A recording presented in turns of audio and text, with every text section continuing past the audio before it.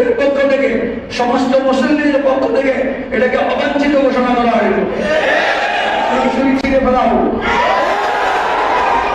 রাজধানীর উত্তরায় মসজিদের মিম্বারে রাজনৈতিক বক্তব্য দেওয়াকে কেন্দ্র করে নতুন বিতর্কের সৃষ্টি হয়েছে। উত্তরা 12 নম্বর সেক্টরে অবস্থিত বাইতুন নূর জামে মসজিদের খতিব মাওলানা নাজমুল হাসান কাশেমির বিরুদ্ধে জুমার খুতবায় জামায়াতে বিরোধী মন্তব্যের অভিযোগ এনে দলটি একটি সতর্কতামূলক চিঠি পাঠায়। তবে আজ জুমার আগে সেই চিঠি প্রকাশ্যে ছিঁড়ে ফেলে অভিযোগ প্রত্যাখ্যান করেন খতিব, যা মুহূর্তেই আলোচনার কেন্দ্রবিন্দুতে পরিণত হয়। 16 অক্টোবর উত্তরা পশ্চিম থানা জামায়াতে ইসলামীর দপ্তর সম্পাদক GM আসলামের স্বাক্ষরিত সেই চিঠিতে অভিযোগ করা হয়, বাইতুন নূর জামে মসজিদ অত্র এলাকার একটি বড় ও গুরুত্বপূর্ণ মসজিদ। এখানে সেক্টরবাসী সহ আশেপাশের বহু ধর্মপ্রাণ মানুষ নামাজ আদায় করেন। তাই মসজিদের খতিব মিম্বারে নিরপেক্ষ স্থানে দাঁড়িয়ে সকল মতের মানুষের জন্য কুরআন হাদিসের আলোকে হেদায়েতমূলক নসিহা দেওয়ার কথা। কিন্তু গত 10 অক্টোবর জুমার খুতবায় তিনি বাংলাদেশ জামায়াতে ইসলামী সম্পর্কে বিভ্রান্তিমূলক ও উদ্দেশ্য প্রণোদিত বক্তব্য দিয়েছেন।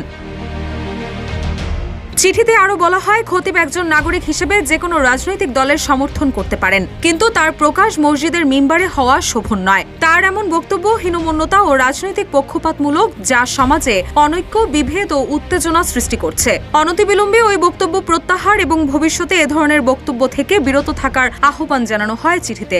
অন্যথায় যে কোনো পরিস্থিতির দায়ভার খতিব ও মসজিদ কমিটিকে নিতে হবে বলেও সতর্ক করা হয়।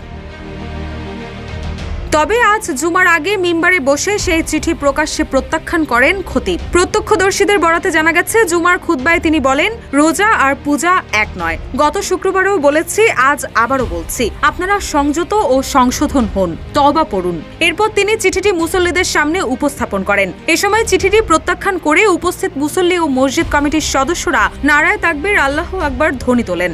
পরে খতিব নিজ হাতে চিঠিটি ছিঁড়ে ফেলেন। এদিকে চিঠিটির অনুলিপি দিয়াবাড়ি আর্মি ক্যাম্প, উত্তরা উপ পুলিশ কমিশনার, উত্তরা বিভাগ অফিসার ইনচার্জ, উত্তরা পশ্চিম থানা এবং 12 নম্বর সেক্টর কল্যাণ সমিতির সভাপতি ও সেক্রেটারির কাছে প্রেরণ করা হয়েছে। রুশা সুর, নিউজ ডেস্ক, ইত্তেফাক।